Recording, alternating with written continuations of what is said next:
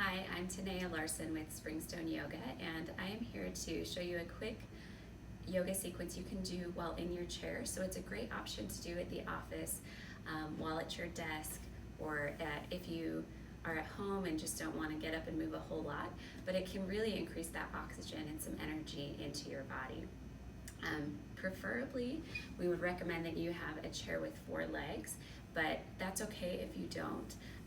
You just definitely don't want to have a chair that will be rolling all over the place from underneath you. So make sure that it's pretty stable. And then we'll move forward to the front half of the chair. And then inhale, arms reach out and up. So we're not using the back of the chair for support. We're lifting and lengthening up through the spine and through the crown of the head. Inhale back up. Start to feel your breath, and your arms are moving with the breath. If you don't want to make a big scene, if you are in the office, it could be a simple, just kind of feeling and moving with your breath. Then we'll take hold of the chair on the right side. You can hold the seat of the chair, or if you have legs, it's great because you can decide how far down you go. So right side's holding. The left side is going to lift up into this side bend. You can spread the legs apart if you need a little more base, and hold the leg of the chair or the seat of the chair for some support. Then start to ground down through the sit bone of your lifted arm, reaching up. While you're here, start to separate from the inside out, left shoulder from left hip. Expand through the rib cage and lengthen side body. These are really great to energize you. Then we'll come down and try the other side. So finding a nice spot, when you start to fold over, you can hold tight to the leg of the chair or press down into the seat of the chair. Lift the top arm up while still grounding down through the hips. So we're feeling that separation, lifting the rib cage up off of the hip bones. Breathing into the side body. Next, we'll take our arms back behind you and hold again either the seat of the chair or the back of the chair. Roll the shoulders open and lift up tall through the heart.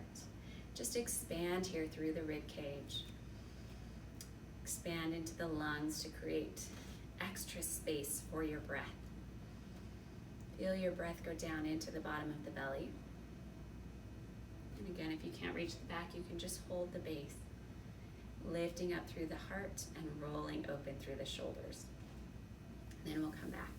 Let's add a little twist. I'm going to turn the chair to the side, or you can just turn your legs to the side on the chair. Holding the back of the chair, sit tall so your legs are together, and you'll just start to work into a twist while maintaining your hips pointing where they are and lifting up through the crown of the head. Take that twist up into your neck by looking out over your back shoulder. And then start to add your breath by inhale, lifting tall.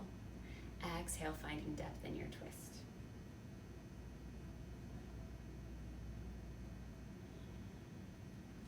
Then because our hip flexors can get tight, if you want to add this is just a bonus exercise. We're going to take our front hip off of the front of the chair, drop the leg down, tuck the toes under, and kind of think about pointing your tailbone toward the ground.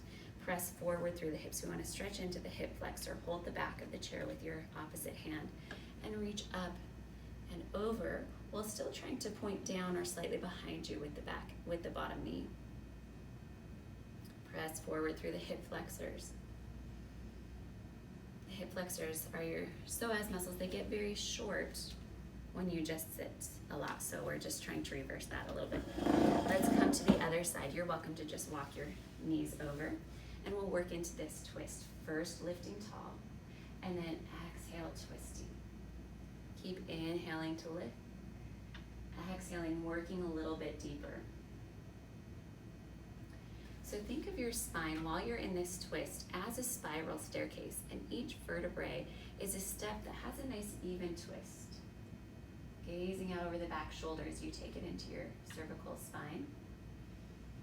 And then working along the front body, scoot that front hip off of the chair, step back behind you if this is accessible for you, and start to engage your legs. So I kind of think about squeezing my inner thighs together, pointing my back knee, my front knee down, And then almost, if your hips are almost kind of tilting, posterior tilt the hips so that you feel this stretch through the hip flexor, but maybe also through the front of the thigh. And then as you lift the arm up and slightly over, you may feel it across the front of the torso as well. And then we'll come back together, step the legs together, and finish with a little shoulder stretch.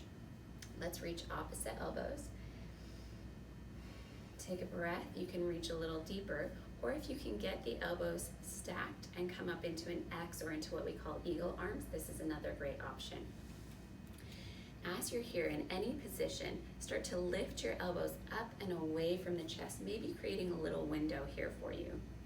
And now breathe into the back, upper back and right between the shoulder blades, feeling it like a little back massage from the inside out. You can add any movement. I always like to add some neck movement here. That feels really nice. Notice which elbow is on top in any position. Open the arms wide, and let's go to the other side. Either just hugging yourself, making an X, stacking elbows, or coming all the way to eagle arms, fingers to the palm. Elbows lift up. Breathe here.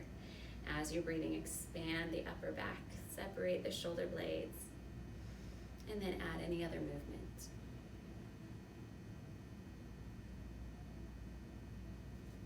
Open the arms nice and wide, and then bring the hands back down to your lap and circle the shoulders.